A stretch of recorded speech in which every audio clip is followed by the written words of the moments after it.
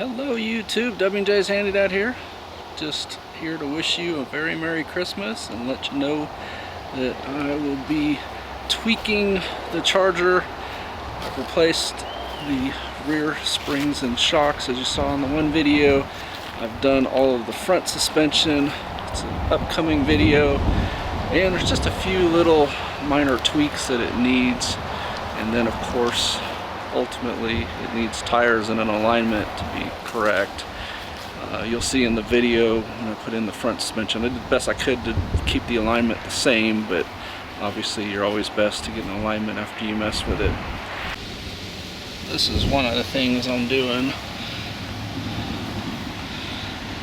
You see there and there, especially these things. I don't know if they used the 16-point sockets on them or they tried to use the wrong size or what, but all of mine, so 20 of them total, looked somewhat like this as opposed to nice and new.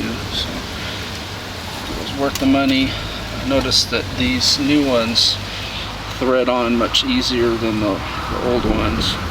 So anyway, hope you all have a fun and safe holiday season, no matter what holiday you're celebrating, and looking forward to more videos in the upcoming year. Have a good one.